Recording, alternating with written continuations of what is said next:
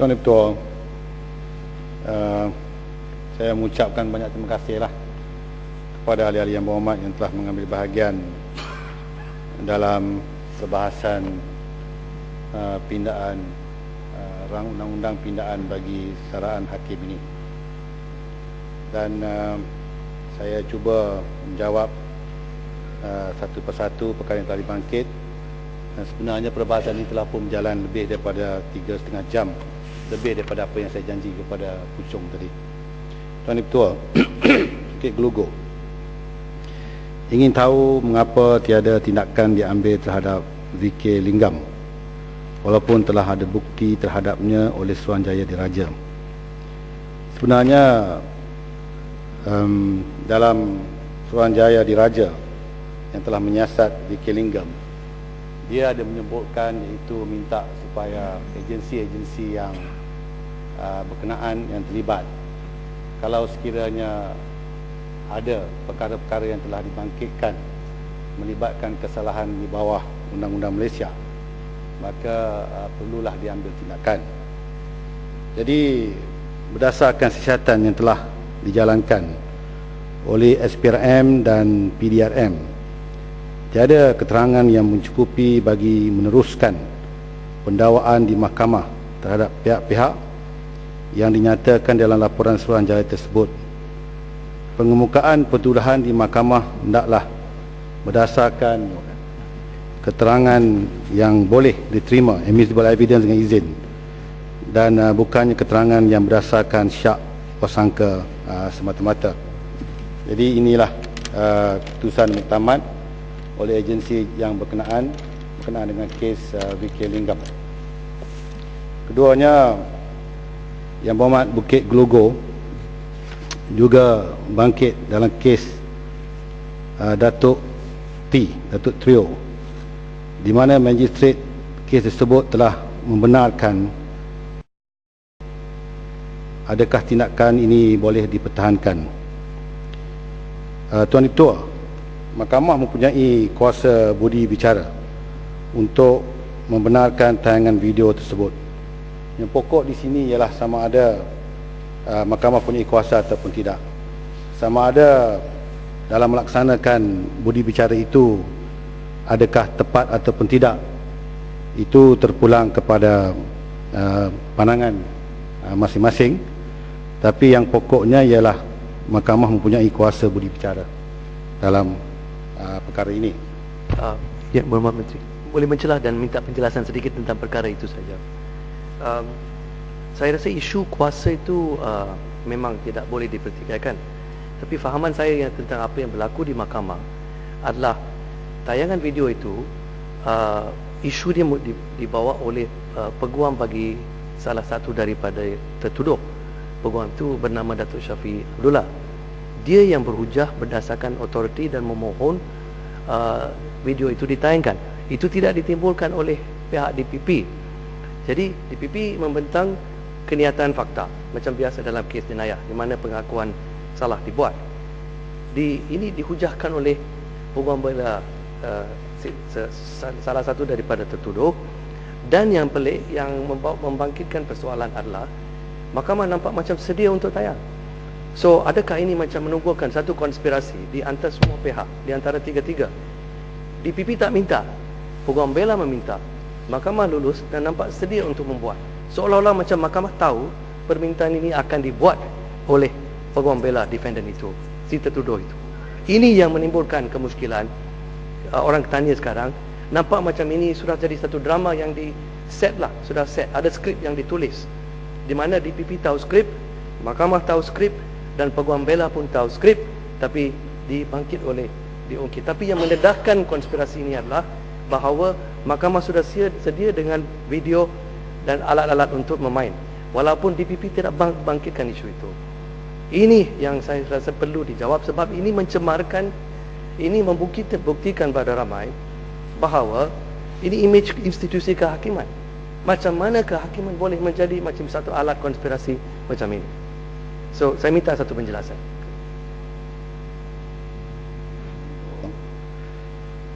Saya tak dapat memberi penjelasan sebab semua yang berlaku ini, mereka ini adalah merupakan orang yang luar daripada keupayaan saya untuk mengarah mereka melakukan sesuatu. Apa yang Mat sebut memanglah menjadi kemuskilan, tapi dia merupakan spekulasi. Sehinggalah kalau yang Muhammad juga punyai bukti, saya pun ingin tahu juga, sebab saya sendiri pun tak tahu dalam perkara ini sama ada ini drama ke ataupun tidak, saya tak tahu. Cuma yang saya boleh jawab, kalau sekiranya ada kuasa ke tidak kuasa, memang ada kuasa di pihak mahkamah untuk punyai budi bicara untuk mereka lakukan perkara ini. Tapi yang Muhammad, saya tak tahu kalau yang Muhammad ada bukti ke apa-apa yang menunjukkan memang ada konspirasi, saya rasa bukan sahaja pihak sebelah sana ingin tahu, saya pun ingin tahu juga.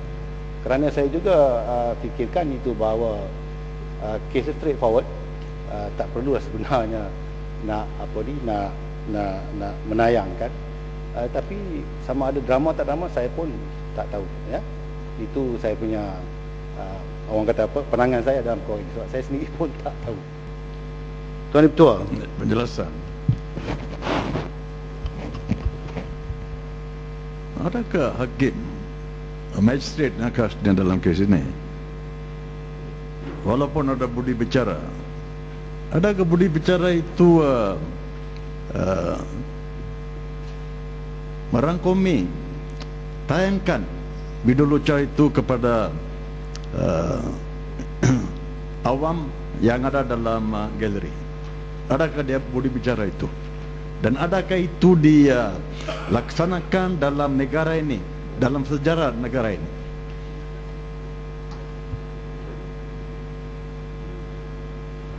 Yang Berhormat minta pandangan sikit, tambah sikit, Kota Belut.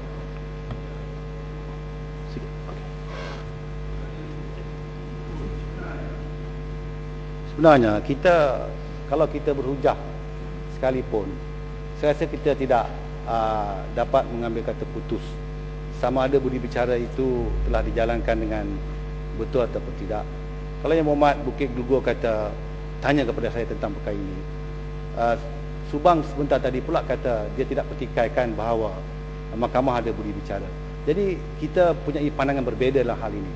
Yang penting ialah, saya sebut sebentar tadi, asalkan dia menjalankan sesuatu perkara itu ada budi bicara dia, sama ada betul ataupun tidak, itu bukan bagi kita untuk menentukan, kerana dia punyai budi bicara itu.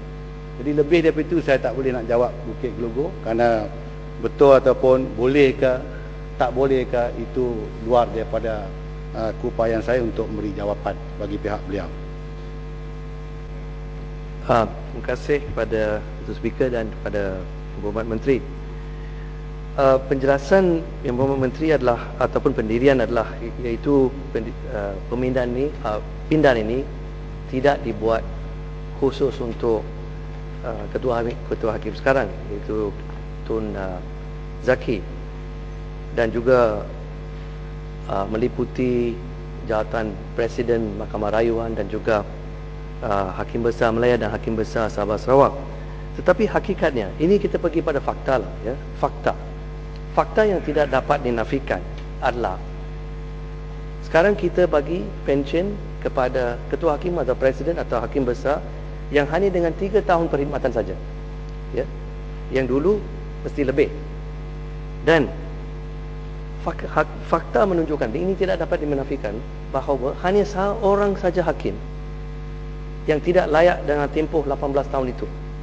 Semua hakim lain, semua hakim di Mahkamah Persekutuan, Presiden Mahkamah Rayuan sekarang, hakim-hakim kanan di Mahkamah Rayuan, semua layak dalam tempoh 18 tahun itu. Jadi kira daripada tarikh mereka dilantik sebagai hakim kepada tarikh yang mereka akan mencapai usia 66 tahun. Hanya seorang saja yang tidak layak, iaitu Ketua Hakim Tun Zaki. Jadi jelaslah, kesimpulan jelas, kita buat pindahan ni hanya untuk memanfaatkan dia, iaitu kita bagi dia melalui pindahan ni, dia akan dapat manfaat 15,000, pension 15,000 lebih kurang lah, ya, sebulan, seumur hidup dia lah lepas bersara. Dan yang lain semua tidak perlu pindahan ini, sebab lain semua, walaupun kita sudah meningkatkan tempoh dari 15 tahun, kepada 18 tahun ikut pindah ini juga, semua layak. Jadi inilah yang kita, apa yang dihujahkan tadi oleh Ketua Pembangkang adalah berasas pada fakta ini, hakikat ini.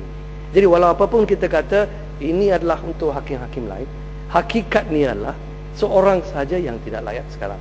Lain semua layak tanpa tempoh tempoh 3 tahun yang disebut itu. Jadi itulah kesimpulan yang kita buat. Jadi walau apapun penjelasan pun kita tidak dapat menafikan hakikat ini. Dan tafsiran atau kesimpulan yang kita akan buat ini dibuat khusus untuk memanfaatkan ketua hakim sekarang. Minta penjelasan. Saya dah sebut, iaitu dia bukan buat khusus untuk Tun Zaki. Kita sebut terus lah Tun Zaki, sebab Ketua Bangkang sebut Tun Zaki, boleh padam. Kita sebut khusus sebab dia sebut, Ketua Bangkang sebut khusus Tun Zaki, jadi kita sebut terus nama dia. Tuan Ketua, dalam pengujahan Ketua Bangkang tadi pun ada menyebut, iaitu berkenaan dengan dia kata kurang keyakinannya orang ramai terhadap badan kehakiman kita. Dan dia kata iaitu kita memerlukan kepada the best brain, ya, the best brain untuk menjadi menganggotai ataupun memegang jawatan-jawatan yang penting. Jadi dia bercanggah apa yang dia cakap.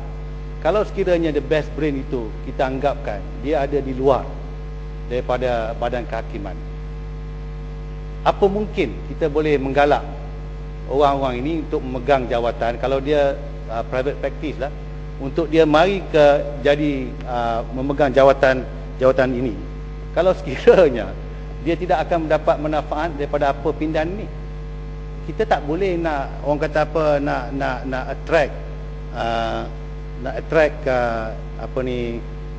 the best brain, kerana di masa yang akan datang kita tidak tahu, mungkin kita akan melantik jawatan orang-orang yang pegang jawatan ketua hakim, presiden Mahkamah Rayuan dan Chief Justice Melaya dan Sabah Sarawak ni, mungkin kita akan lantik daripada private practice di masa yang akan datang. Tapi pada ketika itu mereka tidak akan tertarik untuk memegang jawatan ini kerana dia tidak dapat pencen yang sama seperti mereka yang lain yang telah memberi servis mengikut akta sekarang lebih daripada 10 tahun. Jadi macam mana kita nak attract the best brain? Jadi ini bukan khusus untuk dia saja. Kita melakukan pindahan ini hasil daripada orang kata apa trial and error.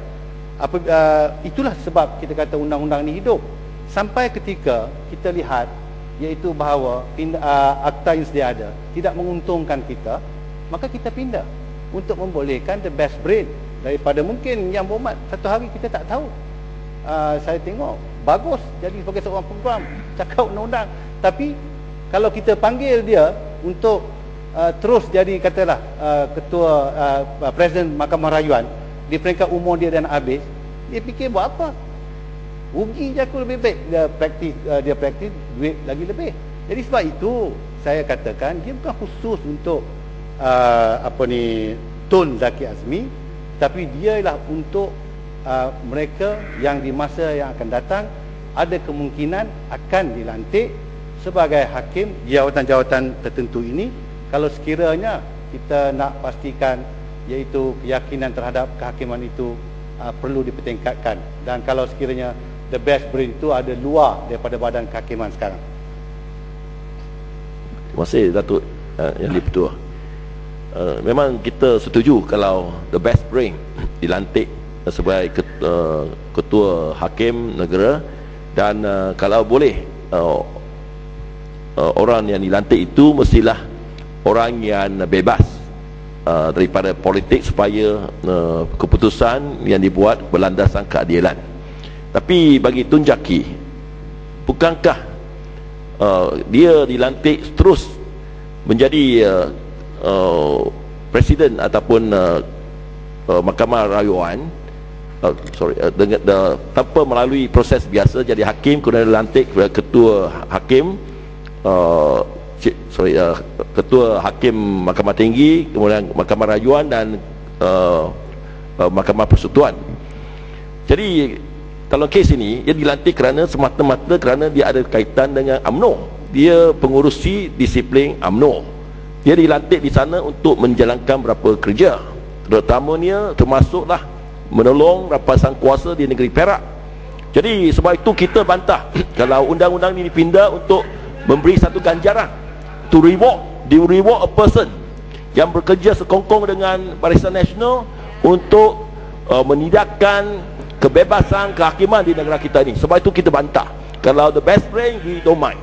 Tapi dalam kes ini terlalu jelas orang yang dilantik berlatarkan ada latar belakang politik, kita pun tak sokong. Kita di Perbankan sini pun tak, biasanya lah tak layak jadi hakim kerana kita mahu hakim yang bebas untuk membuat keputusan. Setuju tak? Kita mahu hakim yang bebas berpolitik daripada politik.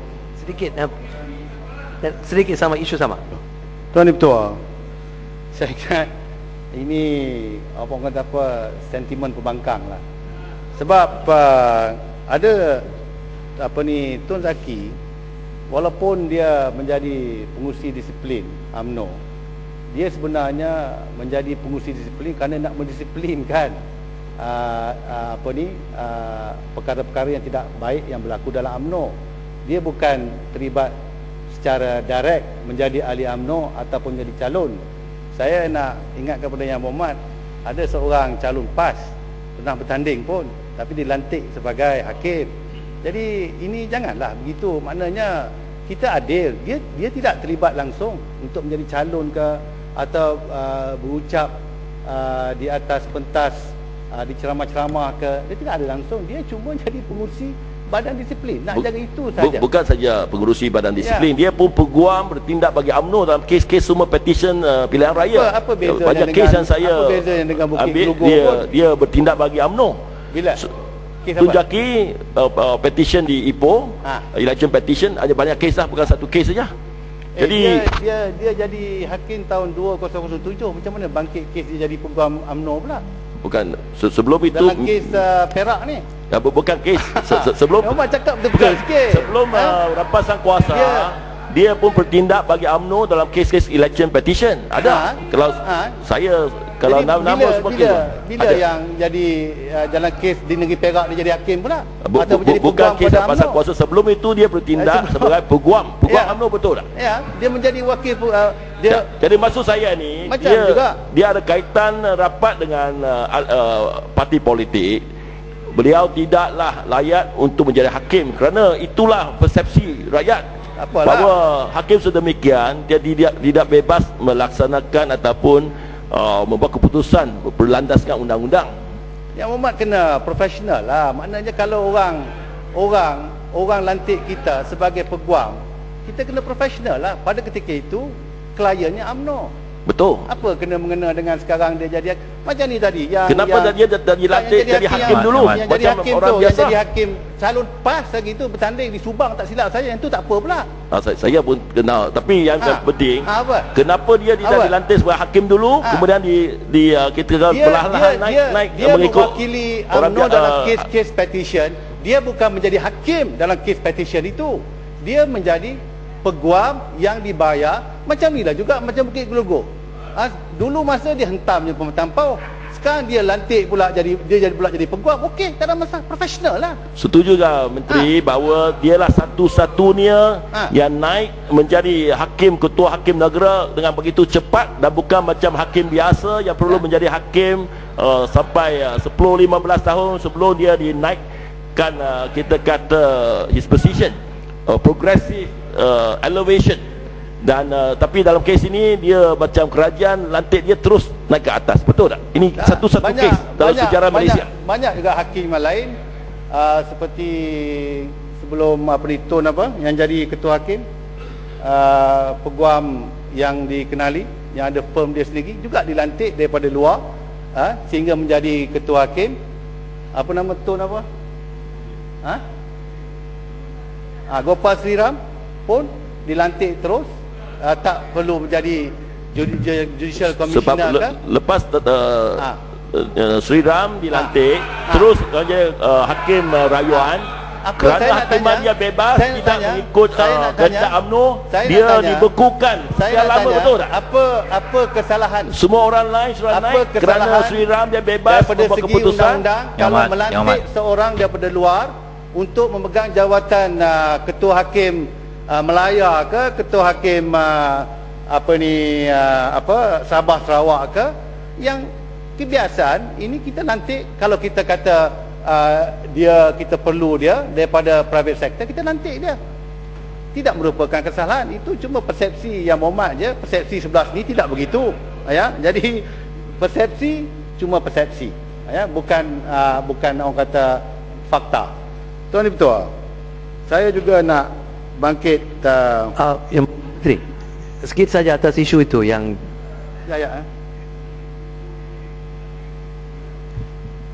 Okey. terima kasih. Terima kasih Datuk Speaker dan Yang Berhormat Menteri. Tadi Yang Berhormat Menteri nak bagi gambaran bahawa pindahan ini adalah untuk menarik talent lah, katakan, ya, talent daripada the best talent daripada sektor swasta, dan inilah tujuan ataupun hasrat di belakang pindahan ni.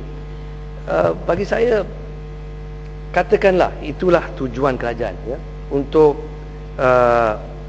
meminda rangka undang-undang sekarang atau framework kita sekarang untuk mula tarik talent daripada swasta. Itu satu tujuan yang baik, tapi ini bukan cara dia.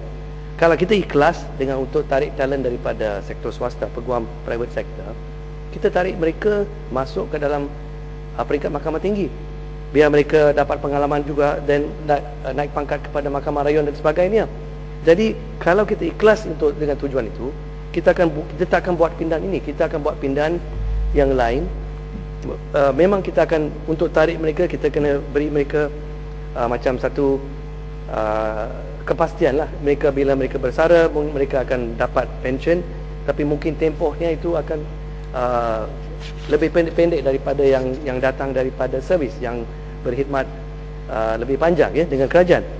Tapi ini bukan cara dia. Ini hanya memberi manfaat kepada satu orang, iaitu ketua hakim sekarang. Jadi ini, sebab itu ini tidak selaras dengan apa yang dihujahkan tadi oleh Yang Berhormat Menteri.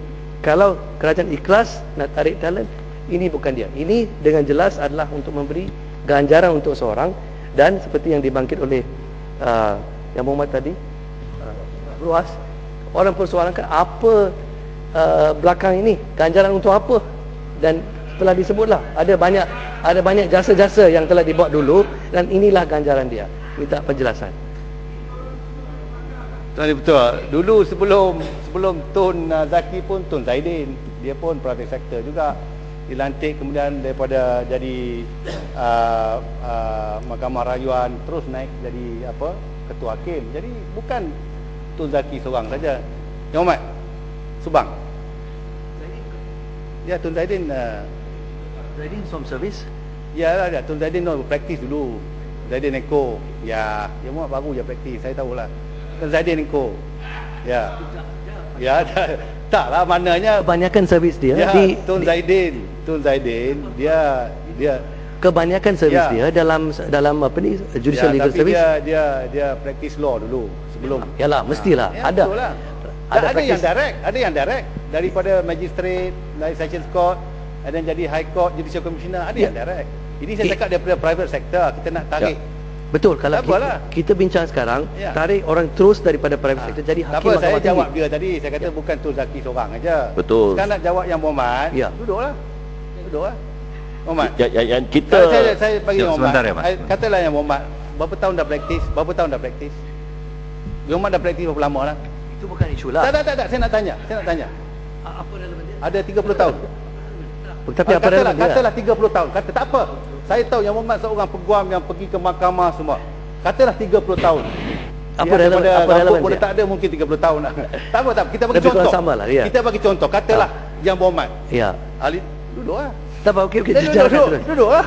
You Duduklah tanya, dulu. saya bangun. Duduk dulu. Saya nak jawab. Okey. Duduk dulu. Katalah Yang Muhammad dasar kepada kepala dah tak ada rambut, mungkin 30 tahun praktis. Yang Muhammad, kalau 30 tahun praktis, saya beritahu Yang Muhammad jadi judicial commissioner high court, enggak lah. Tentu tak, enggak. Senior. Dah senior.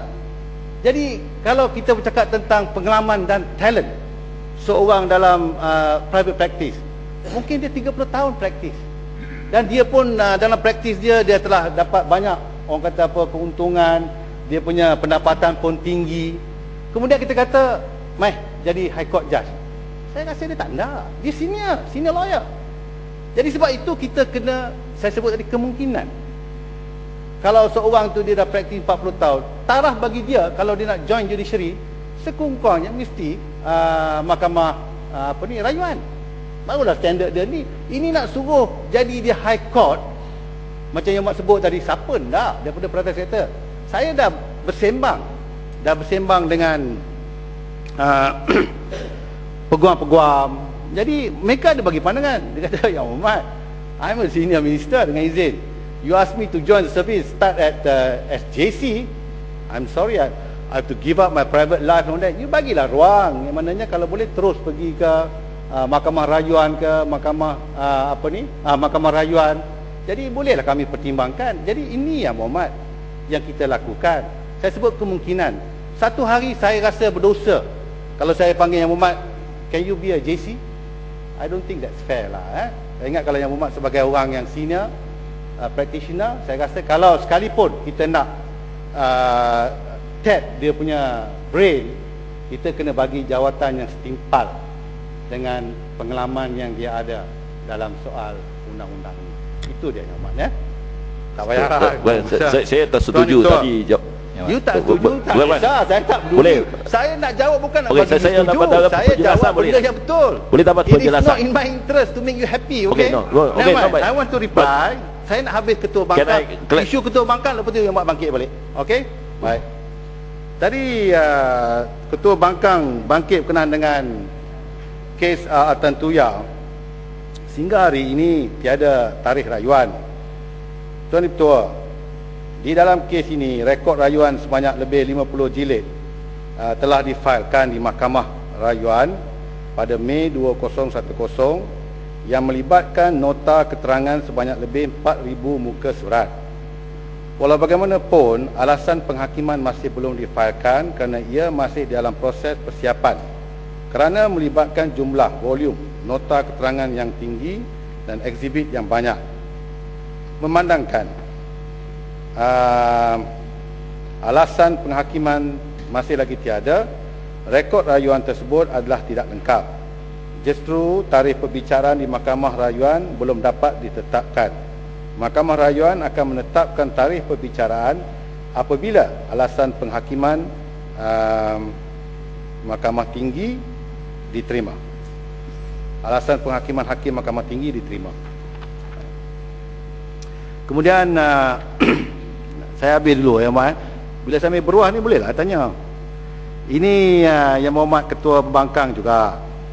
Dia mengatakan iaitu dia membangkitkan tentang bahawa kes kehakiman kita ni tidak bebas. Saya ingat Perkhidmatan PAU tak adil cakap demikian. Kerana fahaman saya dalam kes pertama, kes dia yang pertama dulu, kes liwat yang pertama, saya percaya iaitu atas alasan technicality dia telah dilepaskan dengan keputusan Mahkamah Hakim 2-1. Jadi mahkamah yang melepaskan dia ni bukan Mahkamah Amerika, bukan Privy Council, bukan Mahkamah Australia, tetapi Mahkamah Malaysia. Jadi adakah itu menunjukkan bahawa ni mahkamah ni tidak bebas? Walaupun kita merasakan iaitu bahawa mungkin ada setengah pihak tak puas hati, tapi mahkamah yang telah melepaskan beliau ialah Mahkamah Malaysia. Jadi untuk nak mengatakan bahawa mahkamah di sini ada tidak bebas berdasarkan kepada apa yang saya sebut sebentar ini adalah tidak adil untuk berkata demikian. Jangan apabila mahkamah membuat keputusan memihak kepada kita, kita okey. Tetapi apabila mahkamah membuat keputusan tidak memihak kepada kita, mahkamah tak bebas. Ini tidak baik dan tidak elok dilakukan, ya. Tuan Ketua, minta penjelasan saya nak habis dulu, Tapi akan bagi ruang. Kemudian saya akan bagi ruang, tak ada masalah. Ada bagi ruang banyak kali, takut apa? Ya, tak ada masalah. Kemudian saya juga nak bangkit iaitu yang berhormat bercakap, Ketua Bangkang lah, dia mengatakan iaitu oleh kerana kurang penguasaan bahasa Inggeris, ya, ini menyebabkan iaitu kita punya kehakiman tidak boleh diyakini. Semata-mata penguasaan bahasa Inggeris itu tidak ada kepada setengah-setengah hakim. Bukan semua, dia kata setengah hakim. Tapi saya nak tanya, di Jepun dia punya sistem perundangan dia menggunakan bahasa Jepun. Di Korea dia punya mahkamah dia menggunakan bahasa Korea. Begitu juga di Perancis. Tidak pula orang mengatakan iaitu bahawa oleh kerana mereka tidak menguasai bahasa Inggeris, maka keyakinan terhadap mahkamah itu telah merosot. Dan kalau tak silap saya, Ketua Bangkang inilah yang memperjuangkan untuk memperkasakan bahasa kebangsaan. Hari ini dia pula memandang rendah terhadap hakim-hakim yang menggunakan bahasa Malaysia, bahasa kebangsaan dalam mahkamah. Dia pula yang mengatakan iaitu bahawa inilah sebabnya merosot. Jadi tak konsisten ni yang dibangkit oleh beberapa rakan-rakan tadi, yang tidak konsistennya Ketua Bangkang ni. Tak silap saya nak beritahu yang makni pengalaman dia saya. Dia tak sebut dia pandang rendah. Itu tak betul. Dia tak sebut dia pandang rendah. Tak payah, dia tak datang. Ya. Jadi saya nak beritahu, ada satu ketika yang amat, oleh kerana kita mau bahasa kebangsaan ni bahasa Melayu, semua orang tahu bahasa kebangsaan bahasa Melayu, kita nakkan jadikan dia sebagai bahasa kepada semua rakyat Malaysia, maka kita tukar daripada bahasa Melayu kepada bahasa Malaysia. Kerana kalau bahasa Melayu ni orang India ke orang Cina orang Kadazan ke, mereka tidak ada affiliation terhadap perkataan Melayu, jadi mereka tidak merasakan ini bahasa mereka. Tetapi kalau kita sebut sebagai bahasa Malaysia, mereka ada affiliation sebab mereka orang Malaysia. Tapi Ketua Bangkang jugalah yang menentang penggunaan bahasa Malaysia untuk bahasa Melayu. Jadi ini saya kata tak konsisten. Satu masa pejuang bahasa, pecinta bahasa Melayu, hari ini condemn pula kerana tidak ada penguasaan bahasa Inggeris. Jadi kerana itulah saya nak sebut, iaitu bahawa kita tidak boleh lihat, iaitu kalau kurang penguasaan bahasa Inggeris itu menyebabkan kemerosotan daripada segi keyakinan orang terhadap kehakiman kita. Even kalau dalam mahkamah di England pun tidak semua terma-terma yang boleh ditafsirkan dalam bahasa Inggeris. Sebab tu dia guna perkataan-perkataan Latin, res, isa, lecito dan lain-lain lagi. Jadi kalau kita kurang daripada segi kata terma dalam bahasa Malaysia, kita boleh pinjam bahasa Inggeris, tidak ada masalah. Jadi saya tidak mahu supaya dilihat kerana kurang penguasaannya kita dalam bahasa Inggeris menyebabkan kurang keyakinan orang ramai terhadap kehakiman kita. Boleh dapat penjelasan? Kemudian yang Bapak Menteri bagilah saya bagi Ketua Pembangkang saya bagi sebab poin akan tak apa, boleh ambil lepas ni. Kemudian Ketua Pembangkang juga boleh dapat penjelasan isu bangkit berkenaan dengan tentang bahasa tadi. Berkenaan dengan ini berkenaan dengan orang kata dulu punya kehakiman bagus, sekarang tak bagus. Ini yang berhormat telah disebut oleh rakan-rakan tadi. Kalau dulu pun tak bagus, tindakan diambil. Saya ingat mendapat sokongan dari Ketua Bangkang juga, Pematang Pauh, waktu dia tak silap saya jadi menteri, jemaah menteri lah, ya. Ambil tindakan terhadap kita punya CJ dulu, Saleh Abbas. Jadi dia tak konsisten lah, ya. Dan kita tak boleh sembrono mengatakan iaitu bahawa dulu lebih baik dari sekarang. Orang ni nostalgia. Selalunya mereka akan menceritakan yang masa lepas tu jauh lebih baik. Mungkin pada ketika itu rakyat belum celik mata lagi. Mungkin ada perkara-perkara yang berlaku pada ketika itu. Pada ketika itu tak ada tak ada orang kata internet, tak ada teknologi yang cepat yang boleh menceritakan tentang kesilapan sesuatu hakim. Dulu tidak ada. Dan dulu pun rakyat dia tidak vokal. Sekarang ni belum kes belum habis, orang dah petikaikan dah keputusan. Ini bagus. Tapi janganlah kerana teknologi yang baru ini kita ambil pukul rata mahkamah kita, kehakiman kita semua tak bagus. Dia bukan tak bagus. Persepsi itu wujud kerana orang bercakap. Kerana orang bebas bercakap sekarang lah. persepsinya itu banyak bercakap tentang kehakiman. Itulah menyebabkan persepsi pada ini mengatakan bahawa mungkin kehakiman itu tidak lagi diyakini seperti di masa-masa lepas. Ini nostalgia saja, Mak. Terima kasih Datuk Speaker dan kepada Yang Berhormat Menteri yang sudah bagi peluang lah untuk minta penjelasan tentang beberapa isu yang disebut tadi.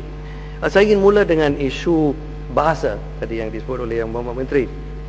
Saya rasa Yang Berhormat Menteri tidak adil pada Ketua Pembangkang apabila sebut Ketua Pembangkang telah pandang rendah kepada hakim-hakim yang menggunakan bahasa Malaysia. Dia tidak sebut itu langsung. Itu bukan, ini memang Yang Berhormat Menteri memutarbalikkan apa yang disebut. Dia kata yang gunakan bahasa Inggeris itu mesti gunakan Inggeris itu dengan baik, dengan penguasaan yang baik. Kita tak mau bahasa Inggeris dicakap di mahkamah macam bahasa pasar bahasa Inggeris. Itu lain cerita. Dan itu terpakai pada peguam juga, bukan pada hakim. Sebab sistem kita ini, kita tahu berdasarkan common law, kita gunakan banyak rujukan kepada bahasa Inggeris. Pagi tadi saya di mahkamah, kes-kes yang saya hujakan semua dalam bahasa Inggeris. Kita tahu itu hakikat sistem kita. Itu maksud dia. Jadi jangan kita putarbalikkan kata dia dan kata dia pandang rendah pada bahasa Malaysia. Itu tak betul langsung. You must be fair. You must not distort his argument and make it create another argument yang dia tak sebut. Ya. Jadi poin dia adalah peguam dan juga hakim mesti menguasai bahasa Malaysia dan juga mesti menguasai bahasa Inggeris untuk memastikan tahap atau standard kita adalah terbuktilah sebagai satu tahap yang cukup tinggi, kualiti yang tinggi, sistem kita boleh ditunjuk sebagai satu sistem yang ada sophistication lah dan kualiti yang kita perlu itu. Itu isu bahasa. Saya balik pada isu yang lebih penting, iaitu isu kebebasan institusi itu. Ya. Tadi Yang Berhormat Menteri bangkitkan balik isu kes Altan Tuya dan juga kes Ketua Pembangkang dulu. Ini dan Yang Berhormat Menteri menyanggah pendapat penihujah ataupun cuba menyanggah hujah Ketua Pembangkang, iaitu institusi kehakiman kita pandangannya dilihat sebagai satu institusi yang tidak bebas dari segi pengaruh politik. Ini bukan pendapat Ketua Pembangkang saja. Kalau macam itu mungkin kita boleh terima apa yang disebut oleh Yang Berhormat Menteri. Ini pandangan. Tahukah Yang Berhormat Menteri berapa badan peguam yang antarabangsa, berapa badan hakim-hakim, berapa peguam-peguam dan hakim-hakim? Nanti dulu dengar saya dulu. Dengar, kalau tak mau dengar tak apa, boleh keluar. Dengar saya dulu. Ya. Tak apalah, dia nak dengar. Biar Berhormat Menteri dengar. Berapa sejak tahun kes 98 itu sistem kita dipandang rendah seluruh dunia.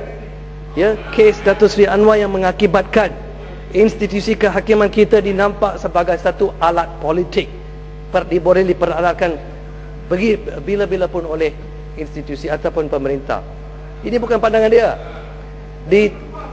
Dianalisakan yang ditulis dia oleh ICJ, dunia ni, Amnesty International. So apakah kita kata itu alat Ketua Pembangkang ke? Jadi itulah asas dia kata. Ini bukan pandangan dia saja. Ini pandangan hampir seluruh dunia yang melihat perjalanan kes beliau. Nanti dulu, saya belum habis. Ya, habiskan. Sekarang saya pergi pada kes Altan Tuya. Ringkaskan ya. Kes Altan Tuya. Kita jatuhkan kemuliaan institusi kehakiman dengan kes Datuk Seri Anwar sendiri, Ketua Pembangkang sendiri, ya. Lepas itu dengan kes Altan Tuya, lebih lagi teruk apabila dunia melihat macam mana institusi diperalatkan sekali lagi. Macam mana? Satu hari hakim menolak jamin dan penjarakan yang tertuduh. Lepas itu hakim boleh ditukar dalam keadaan yang membangkitkan banyak kemuskilan. A lot of questions were raised about the change of judge. Orang tahu sistem dimanipulasikan. Bukan kita tahu, dunia tahu. Jadi hari ini itu sebabnya. Ya, tapi itu sebabnya kita kena faham. Ini bukan pendapat dia. Ini pandangan dari segi dunia. Ya, apa mereka melihat dalam kes Altan Tuya. Ya. Jadi itulah yang kita mau pulihkan, ya. Tetapi malangnya hari ini 2 hari dulu kita lihat mahkamah magistrate pun boleh diperlakukan sekali lagi. Okey. Jadi itulah itulah betul. so jadi isu dulu Ya, Muhammad, habis dah. isu sikit Dah panjang dah berucap namanya ni Muhammad. kena jawab pula sebab Tak dia- boleh. Ya Muhammad mencela. Betul lah. Okey. Tuan itu Ya, cukup. saya itu pandangan dia. Ini pandangan saya. Okey. Jadi saya nak sebut ketua pembangkang sebut. Dia sebut orang yang akan merasainya apa yang dihujahkan oleh dia. Ya. Ketua bangkang bercakap tentang penguasaan bahasa Inggeris. Jadi maknanya kalau nak menggunakan bahasa Inggeris, biarlah menggunakan bahasa yang betul. Tapi ketua bangkang tak pula menegur peguam-peguam yang bahasa Malaysia dia teruk. Macam pasar. Ada juga peguam kita yang bercakap bahasa Malaysia macam bahasa pasar. Kamu itu semua macam bahasa pasar. Tidak pula ditegur. Nampaklah jelas bahawa dia sebenarnya menghina bahasa Malaysia. Kalau nak tegur bahasa Inggeris, penguasaan bahasa Inggeris, kena tegur juga peguam yang menggunakan bahasa Malaysia yang begitu teruk sekali. Saya nak bagi tahu. Baru adil. Jadi yang Muhammad tak boleh nak marah kepada saya sebab saya terasa begitu. Kalau nak tegur penguasaan bahasa Inggeris, tegur sama peguam-peguam dan juga mungkin hakim-hakim yang penguasaan bahasa Malaysianya lembab, kena tegur juga. Tegurlah. Kalau tak tegur, Tegurlah maknanya kabinet Ya, dulu. kalau tak tegur maknanya memang memandang rendah tentang bahasa Malaysia. Perlu juga tegur Yang menteri. kedua, tegur Menteri boleh yang tak dua-dua. faham bahasa Melayu pun Tegur ada. bukan bahasa Melayu, bahasa Malaysia. Bahasa Ini Malaysia. perangai ketua bangkang ni. Itu. Ni bahasa Malaysia. Apa No, dia? no. Constitutionally Tuan only Datuk, bahasa tak ada. Melayu. Constitution tak constitution tapi bahasa ialah bahasa Malaysia. Bahasa Malaysia, ya. Cuma dia kata bahasa Melayu bahasa kebangsaan. Ya, bahasa kebangsaan, tapi kalau kita nak panggil bahasa kebangsaan kita bahasa Malaysia, tak ada salah. Ya. Ini nak bela ni, dia nak memecah belahkan kita lagi. Kita tidak Tengah memecah pihak belah. setuju bahasa Malaysia. Yang dia tak setuju, tak usah Saya main tak ada masalah dengan politik bahasa lah. Melayu. Tak usah Kita tak main ada masalah. politik. Kita tidak ada masalah kalau kita nak bahasa mengutarakan Melayu bahasa itu bahasa- ini bahasa Malaysia. Itu dia. Bahasa Malaysia Bagi itu tahu bahasa kepada saya, Melayu lah. Mana salah kalau kita nak menggunakan Apa? bahasa Malaysia kalau dia boleh menyatu padukan kita semua. Ya, bahasa tidak. kebangsaan Muhammad. bahasa kita. Muhammad Batu. Saya Ya, dah gelar saya- batu, saya duduklah tidak batu. ini. Duduklah. Tak boleh macam ni Muhammad. Duduk. Hanya saya kata Yang tegur. Batu. Kalau nak You tegur punya kabinet ketua ni menteri dulu, juga. Dulu dia lah menentang bahasa Malaysia. Hari ni pula nak hina pula bahasa Malaysia kita. Dia tak usah lah. hina. Tuan itu Kita- tuan Yang itu, Muhammad, yang Muhammad. Aduh. tak payahlah. Ini puak ni ada video pun tak percaya. Jadi kalau saya cakap dia tak percaya, tak ada gunanya. Itu saja. Tuan itu. Jadi tak guna bagi penjelasan kepada mereka. Video pelakon adalah Tuan video itu. pelakon. Yang keduanya, yang Muhammad daripada Subang bangkit. Dia kata iaitu pandangan itu bukan pandangan dia. Ini pandangan dunia. Itu kata dia. Saya berbahas dengan dia. Saya bukan bahas dengan dunia. Dalam dewan ni saya bahas dengan dia. Jadi saya kena rujuk kepada pandangan dia lah. Dan saya juga nak bagi tahu iaitu bahawa tak betul yang Muhammad nak mengatakan iaitu bahawa semua orang merasakan bahawa apa yang dia cakap itu betul. Tak. Sebelah sini merasakan bahawa memang dia tak betul. Sebelah sini. Jadi tak usah nak bangkit benda lah kata apa ni peguam majoriti setuju dengan dia. Tak payah. Kerana ini saya juga boleh cakap benda ni subjektif. Apa yang sana boleh cakap, belah sini pun boleh cakap. Jadi tak guna kita nak bercakap tentang perkara ini. Kita terus dengan isu yang seterusnya. Tuan Tua. Dan saya cuma boleh cakap fakta saja. Iaitu kalau orang mengatakan bahawa kehakiman di sini tidak bebas, itulah tidak tepat. Kerana saya sebut sebentar tadi, penghakiman yang dibuat oleh Mahkamah Tinggi dalam kes lewat pertama Ketua Bangkang, dia dilepaskan, menunjukkan dia itu bahawa ini fakta, bukan lagi pandangan daripada orang luar. Ini fakta yang berlaku. Mahkamah yang tidak bebas sudah tentu akan takut untuk membuat keputusan seperti mana yang dilakukan oleh Mahkamah Persekutuan itu. Tapi kerana mereka bebas, dia berani walaupun dia tahu iaitu mungkin sebahagian besar daripada masyarakat Dibebas tidak lepas bersetuju, 6 tahun di tidak penjara. bersetuju Dibebas dengan lepas keputusan 6 yang tahun telah- di penjara. yang telah dibuat Itukah kehakiman oleh bebas? Benda kena Mana yang boleh? kita Ya, Mat. cakap tentang hakim. No. Mahkamah. Jangan perkecilkan penderitaan seorang 6 tahun di penjara. Ini kita Jangan cakap tentang perkecilkan kebebasan. Mahkamah. Jangan cakap itu bebas. Ya. Dalam penjara. Ya, Mahkamah Persekutuan membebaskan Kehakiman dia. Ini bila Ya, Mat. isu jail kena bangkit pula ni. Ya Mat, kena steady sikit. Lagi banyak bercakap, lagi banyak rambut akan runtuh apa luruh dah. Mesti steady. Saya bercakap tentang kebebasan mahkamah. Dan saya bercakap tentang fakta.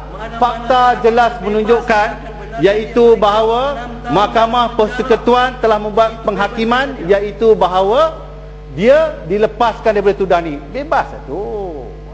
Jangan bangkit isu lain, jangan emosional. Nanti lagi banyak Emosional. Jangan lupakan emosional. sejarah. Itu saja. Kita bercakap tentang kebebasan mahkamah, bukan tentang hukuman dia. Kita nak cakap tentang kebebasan mahkamah. Dan dia dilepaskan. Itu sebenarnya keputusan yang dibuat oleh mahkamah yang paling tinggi. Boleh tunjuk satu kes Jangan emosional. Menteri, boleh tunjuk satu Tuan-tuan, kes